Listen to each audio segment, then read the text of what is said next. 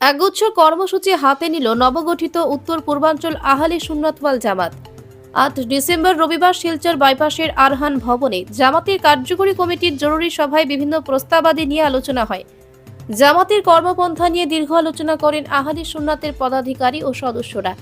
জামাতের সভাপতি মাওলানা ডক্টর সৈয়দ আব্দুল নূর সাহেবের পৌরোহিত্যে অনুষ্ঠিত সভায় একাধিক প্রস্তাব গৃহীত হয়। প্রাথমিক সদস্য ভর্তি, সবাহী বক্তব্যের শিক্ষায় গুরুত্ব, মেয়াদ উত্তীর্ণ জেলা ও রাজ্য কমিটি শীঘ্রই পুনর্গঠন, জামাতের সম্মেলন, ফেকা সেমিনার সহ বিভিন্ন গুরুত্বপূর্ণ কর্মপন্থা হাতে নেওয়া হয়। এছাড়া এদিন কেন্দ্রীয় কমিটির স্টিয়ারিং কমিটি গঠন সহ পদাধিকারীদের কাজের দায়িত্ব বন্টন করা হয়। সভা শেষে সাংবাদিকদের সামনে কর্মপন্থা তুলে ধরেন সভাপতি মাওলানা সৈয়দ আব্দুল নূর, সাধারণ সম্পাদক মাওলানা সৈয়দ হিফজুর রহমান মিশকাত ও প্রচার সম্পাদক মাওলানা ফয়েদ আহমেদ। এদিনের সভায় বাংলাদেশের সংখ্যালঘু নির্যাতনের ঘটনার নিন্দা জানায় উত্তর পূর্বাঞ্চল আহলে সুন্নাত ওয়াল জামাত।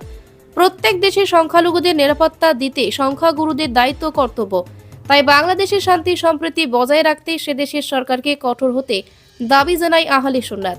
এদিনের সভায় আলোচনায় অন্যান্যদের মধ্যে বক্তব্য রাখেন মাওলানা সৈয়দ হেদায়েত হোসেন ত্রিপুরা, আলহাজ সিরাজ উদ্দিন বড়ভূইয়া, মাওলানা কারি নজরুল ইসলাম, মাওলানা নাজির হোসেন মজুমদার, মাওলানা নজরুল ইসলাম যুক্তিবাদী, আলহাজ রাজন মজুমদার, এম মকসুদ আহমেদ বড়ভূইয়া, হাফিজ আব্দুল হক, মাওলানা শাহিদ আহমেদ, মাওলানা বদরুল হক, মাওলানা জয়নুল হক, আব্দুল সালাম বড়ভূইয়া, মাওলানা আব্দুল হিলিম, মাওলানা আলমগীর, মাওলানা শাহু আলম, মাওলানা জাবির হোসেন, ফরমান আলী রেজবি, নুরুল হক তালুকদার প্রমুখ।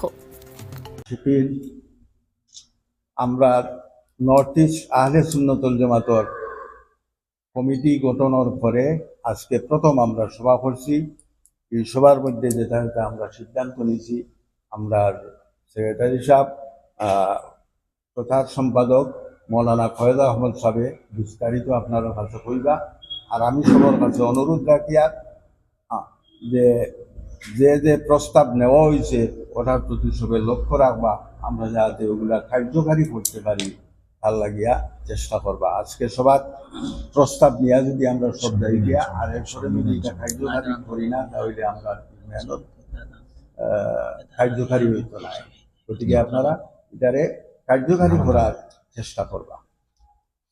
আপনার উত্তর পূর্বাঞ্চল আহলে সুন্নাতুল জামাতের নবগঠিত কেন্দ্রীয় কমিটির আজকেই প্রথম সভা অনুষ্ঠিত হয়ে গেছে। আমরা আমাদের 3 বছরের ভবিষ্যতের পরিকল্পনা নিয়ে অনেক প্রস্তাবাদি আমরা এখানে উপস্থাপন করে অ্যানালাইসিসের মাধ্যমে আমরা একটা সিদ্ধান্তে উপনীত হয়েছি। আমাদের এই প্রচার সম্পাদক বিস্তারিত আপনাদের সামনে তুলে ধরবেন।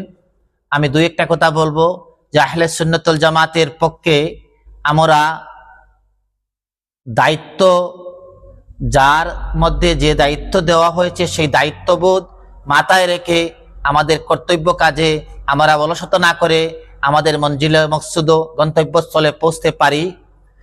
তথা আপামর আহলে সুন্নাত ওয়াল জামাতের অনুসারীদেরকে আমি অনুরোধ রাখবো আমরা যেন একে অন্যের সহিত বিনয়ী, নম্র এবং ভদ্র ভাষায় ব্যবহারের মাধ্যমে আমাদের মতাদর্শের মধ্যে এই আকৃষ্ট করার সেই অভিপ্রায় আমাদের প্রত্যেকের কাছে অনুরোধ রাখছি আহলে সুন্নাতুল জামাত। এবং আসামের রাজ্যপালের কাছে একটা আহলে সুন্নাতুল জামাত অনুরোধ রাখছে যে করিমগঞ্জ জেলার নামটা পুনর্বিবেচনা করে ঐতিহাসিক 400 বছরের উপরে সেই নামটা যেন পুনর্বহাল থাকে, সেটা আসামের রাজ্যপাল মহোদয় এবং এই আসামের মাননীয় মুখ্যমন্ত্রী হিমন্ত বিশ্ব শর্মা কাছে আমরা জোরালো আবদার করছি আমরা আহলে সুন্নাতুল জামাতের পক্ষ থেকে আপনারা পুনর্বিবেচনা করে আমাদের সেই ঐতিহ্য করিমগঞ্জ জেলা, যেটা প্রাক্তন মন্ত্রী এই ভারতের প্রধানমন্ত্রী বলেছিলেন যেটা একটা শান্তির দ্বীপ, সেই শান্তির দ্বীপ করিমগঞ্জ জেলা, সেই করিমগঞ্জ জেলার নাম পুনর্বহালের জন্য বিনীত আহলে সুন্নাতুল জামাত অনুরোধ রাখছে। আর এই কিছুটা কথা না বলে পারছি না, যে সমাজের মধ্যে কিছু লোক বিভিন্ন কথার মাধ্যমে একে অন্যকে হেনস্থা করতেছেন।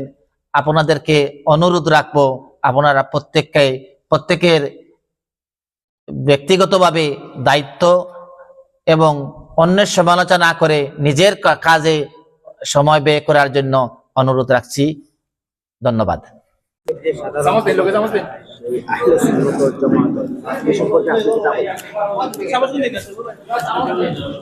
আজকের যে আহলে সুন্নাতুল জামাতের যে সভা অনুষ্ঠিত হয় সেটা আমাদের মূল কমিটি, এবং এটার অত্যন্ত গুরুত্ব আছে এবং সেটা রেজিস্ট্রেশনও আছে, এবং এটা আমরা মানে অত্যন্ত গুরুত্বের সাথে আমরা বিবেচনা করি, এবং এটাই আমাদের মূল কমিটি আমি মনে করি। যে সংখ্যালঘু মানুষের উপরে ভারতের হোক যা বাংলাদেশের হোক পাকিস্তানে হোক নির্যাতন হচ্ছে, সে ব্যাপারে আপনার প্রতিক্রিয়াটা? দেখুন, আমরা ইসলাম ধর্মাবলম্বী মানুষ, আমাদের ইসলাম ধর্মের আদর্শই হচ্ছে যে মানুষের সেবা করা, মানুষকে সাহায্য করা এবং মানুষের বিপদে আপদে মানুষের পাশে থাকা।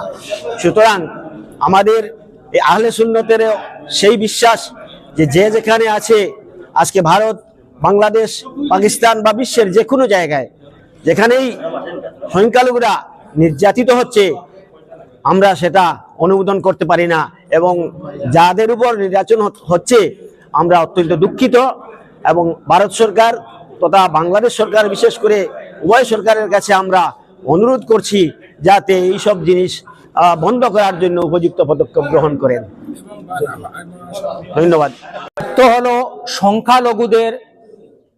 সংখ্যালঘুদের যত্ন নেওয়া, সংখ্যাগুরুদের দায়িত্ব হলো সংখ্যালঘুদের প্রতি ভালো আচরণ করা। বিশেষভাবে আমরা দেখতে পাচ্ছি বাংলাদেশে সংখ্যালঘুদের উপর আক্রমণ হচ্ছে। সংখ্যালঘুদের আক্রমণ বাংলাদেশে হোক, পাকিস্তানে হোক, যে কোনো জায়গায় হোক, পৃথিবীর যে কোনো স্থানেই হোক, ধর্মীয় সংখ্যালঘু বা ভাষিক সংখ্যালঘু, যে সংখ্যালঘুদের উপর নির্যাতন কোনোভাবেই আহলে সুন্নাত ওয়াল জামাত গ্রহণ করবে না, আহলে সুন্নাত ওয়াল জামাত সহমত পোষণ করবে না।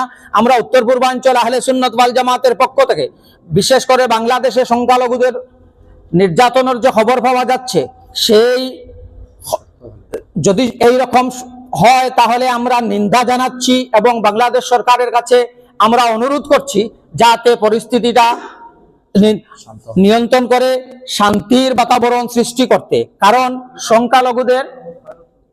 সংখ্যালঘুদের উপর নির্যাতন, সংখ্যালঘুদের সাথে অসভ্য আচরণ কোন সংখ্যাগুরু এটা করতে পারে না। এটা যদি করে তাহলে হলে নিন্দনীয়, সে পৃথিবীর যে কোনো জায়গায় হোক না কেন। উত্তর পূর্বাঞ্চল আহলে সুন্নাত ওয়াল জামাত ভারত সরকার এবং বাংলাদেশ সরকারের কাছে সংখ্যালঘু নিরাপত্তার দেওয়ার জন্য বিশেষ ব্যবস্থা গ্রহণের আর্জি জানাচ্ছে।